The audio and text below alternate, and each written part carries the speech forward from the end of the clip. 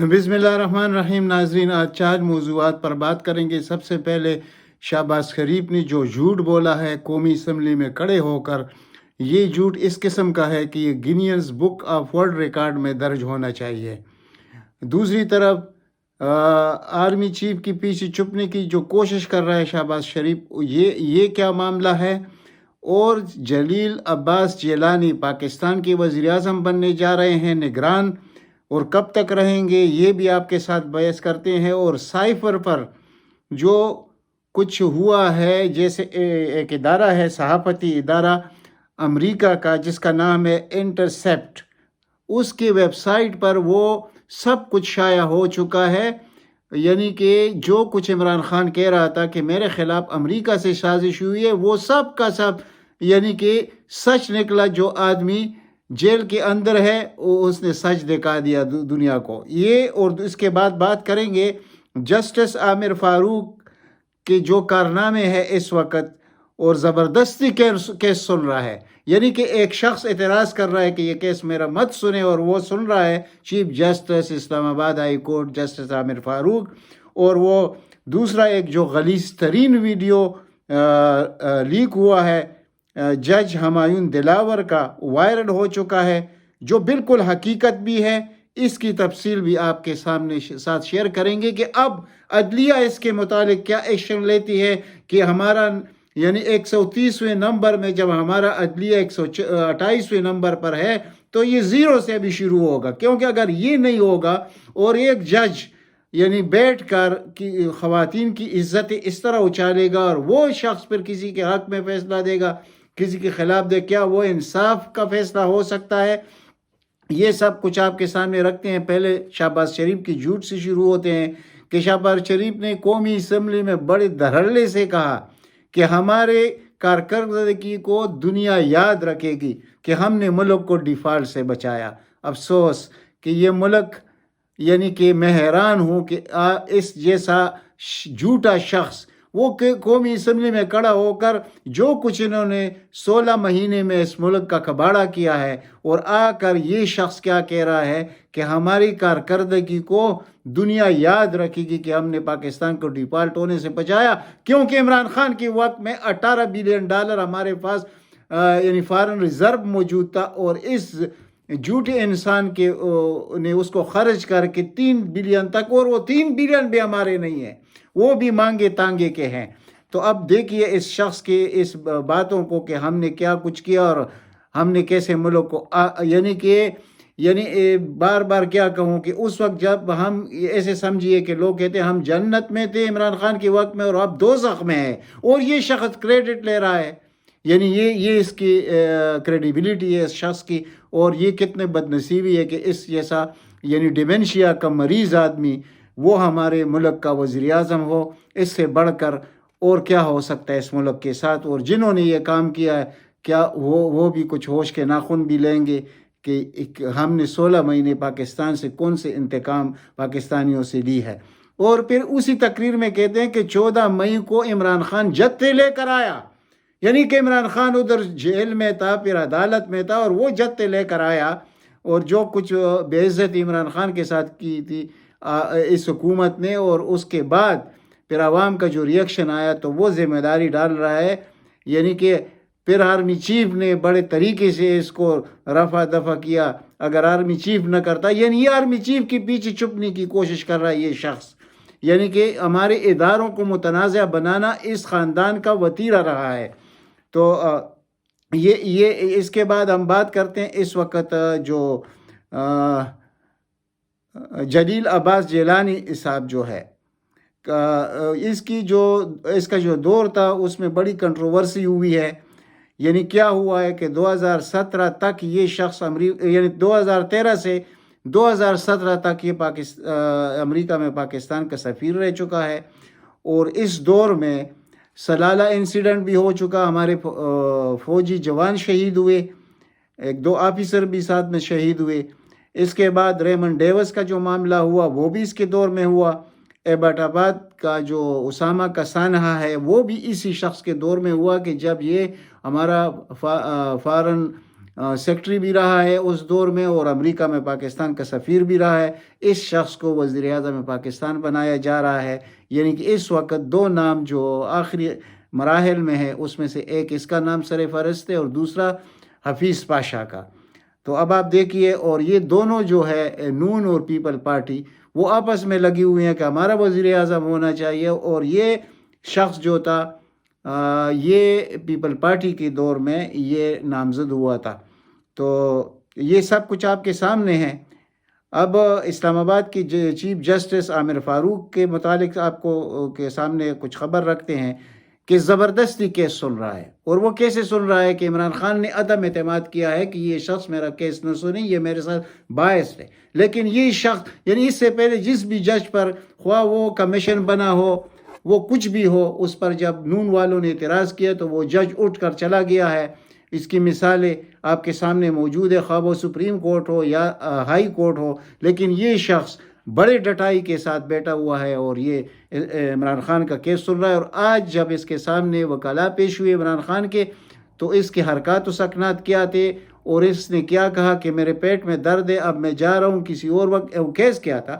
Case یہ تھا کہ بھائی یہ جو سزا ہوئی ہے عمران خان کو، اس کو یعنی اس کو ختم کرے. اور دوسری طرف عمران خان کا جو اے کلاس کا مسئلہ ہے، جس طرح اس کو رکھا گیا ہے، عادی مجرموں کو بھی ایسے نہیں رکھا جاتا. تو اس کا جو اے کلاس ہے یا بی کلاس ہے اس میں منتقل کیا جائے اس جیل سے. تو اس نے کہا کہ ہاں اس پر بھی سوچیں گے. اور جو کھانے کے متعلق، یعنی ٹھیک ہے وہ دال کھا رہا ہے، اس کو کوئی کھانے پینے سے کوئی سروکار نہیں عمران خان کو، لیکن اس کا طریقہ دیکھیے کہ گھر کا کھانا، اور اس پر بھی کہتے ہیں بعد میں فیصلہ کروں گا. یہ لنگران کرنا چاہتا ہے اس معاملے کو کہ جتنا میں اس کو کھینچ سکتا ہوں تو کھینچ لوں، کیونکہ یہ جب جائے گا سپریم کورٹ میں، اور سپریم کورٹ میں یہ کس وقت یہ شخص کیوں لنگران کرنا چاہتا ہے؟ تاکہ جسٹس قاضی فائز عیسیٰ صاحب آ جائیں اور چیف جسٹس پاکستان بنے، اور وہ یعنی انتہائی وہ دشمنی کی حدود کو بھی پلان کرے، عمران خان کے خلاف کام کرتا رہے اور عمران خان کی نااہلی کو بھی برقرار رکھے اور سزا کو بھی. لیکن انشاءاللہ ایسے ہوگا نہیں. عوام کب تک صبر کریں گے یہ سب کچھ دیکھتے ہوئے کہ ایک طرف عدلیہ میں یہ لوگ بیٹھے ہوئے ہیں جو زر خرید ہے نواز شریف کے، اور دوسری طرف آپ دیکھ رہے ہیں کہ دوسرے ادارے کیا کر رہے ہیں عمران خان کے ساتھ. یہ سب کچھ عوام نوٹ کر رہے ہیں. یہ مت سمجھیے کہ اس وقت عوام خاموش ہے. عوام بالکل خاموش نہیں ہے. عوام ابل پڑیں گے. میں بار بار کہتا ہوں اس پر ذرا ہوش کے ناخن لینے چاہیے.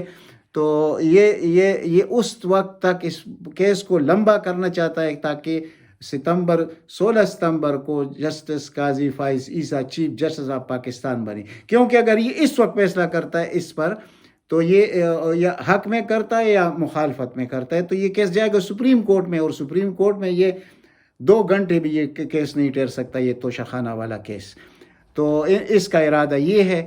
تو اب سپریم کورٹ کو بھی دیکھنا پڑے گا، یعنی کب تک خواب خرگوش میں رہیں گے سپریم کورٹ، اور کب تک یہ سب کچھ پاکستان کے ساتھ ہوگا. اور ایک مقبول ترین لیڈر کے ساتھ وہ کچھ ہو رہا ہے جو دنیا میں کہیں بھی ایسا نہیں ہوا تھا. تو یہ اب سپریم کورٹ کو خود سو موٹو لینا پڑے گا. اور سو موٹو پر جو قوانین بن چکے ہیں اور اس میں جو کردار ہے جسٹس قاضی فائز عیسیٰ صاحب کا، وہ بھی آپ کے سامنے ہے. تو ادھر سے خیر کی توقع تو نہیں ہو سکتی. لیکن یہاں پر اب لاہور ہائی کورٹ میں بھی یہ کیس اٹھایا جا چکا ہے تقریباً. تو وہاں بھی دیکھتے ہیں کہ وہاں کیا ہوتا ہے، کیونکہ یہ شخص یہ تو طول دے گا، یہ 2-3 مہینے آگے لے کے جائے گا، کیونکہ اس وقت تک جسٹس قاضی فائز عیسیٰ صاحب آ گئے ہوں گے. میرا خیال ہے آپ میری پوری بات سمجھ چکے ہیں. اچھا، اس کے بعد ابھی بات کرتے ہیں اس غلیظ ترین ویڈیو کی جو وائرل ہو چکی ہے، اور ایمان کی حد تک میں اس پر یقین رکھتا ہوں کہ یہ حقیقت ہے. اس لیے حقیقت ہے کہ وہ سب کچھ یعنی وہ دیکھنے کے قابل نہیں ہے، لیکن صرف اس لحاظ سے دیکھا ہے لوگوں نے، جو لوگ نہیں دیکھنا چاہتے کہ کہیں فیک ویڈیو نہ ہو. تو وہ بالکل اصل ویڈیو ہے. اگر ایک جج یعنی ایڈیشنل سیشن جج ہو، اس کا یہ کردار ہو کہ لوگوں کے بہنوں اور بیٹیوں کے ساتھ یہ طریقہ کرے گا، یعنی یہ تو کسی مغرب میں اتنی عیاشی جو اس شخص نے کی ہے، اور کتنا وہ لڑکی رو رہی ہے اور یہ کیا کچھ کر رہا ہے، وہ وائرل ہے، پوری دنیا دیکھ سکتی ہے اس ویڈیو کو. تو اس کے بعد اس شخص کو کیا جیل میں ہونا چاہیے یا یہ ایڈیشنل سیشن جج رہے گا؟ تو یہ ہمارے تاریخ میں عدلیہ پر یہ جو دبا ہے اس شخص جج دلاور کا، یہ کبھی مٹ نہیں سکے گا۔ یہ اتنی غلیظ ویڈیو ہے کہ خواتین کے سامنے تو یہ آئے تو یہ ہمارے لیے یعنی کفر کا معاشرہ بنتا ہے۔ جو اس شخص نے کردار ادا کیا ہے اس ویڈیو میں، یعنی ایسے تو میرے خیال میں راہ چلتا ہوا ایک بدکار آدمی، زناکار آدمی ایسا کردار ادا نہیں کر سکتا جو اس شخص نے ادا کیا ہے، اور یہ ہمارا ایڈیشنل سیشن جج ہے۔ اور اب اس کے متعلق لوگوں کے جو ارادے ہیں تو وہ آپ کو نظر آ جائیں گے، کیونکہ اور اسی جج کو استعمال کیا گیا، یہ ویڈیو اس کو دکھایا گیا پہلے، اور یہ بنایا کیسے گیا کہ اس لڑکی کے ساتھ جو دوسرا شخص تھا اس نے اس سے ناجائز فائدے لینے کی کوشش کی، تو جب اس جج کو پتہ چلا تو اس نے اس کو ویڈیو دکھائی۔ اس ویڈیو کے بعد اس نے اپنی ہوس پوری کرنی چاہیے، اور یعنی جانوروں کی طرح، اور وہ ویڈیو اس آدمی نے اس کے بنا لی، اس جج دلاور کی۔ تو اس میں جھوٹ کہاں سے آ گیا اور فیک ویڈیو کہاں سے آ گیا؟ اور اسی لیے اس کو استعمال کیا گیا اس جج کو عمران خان کے خلاف۔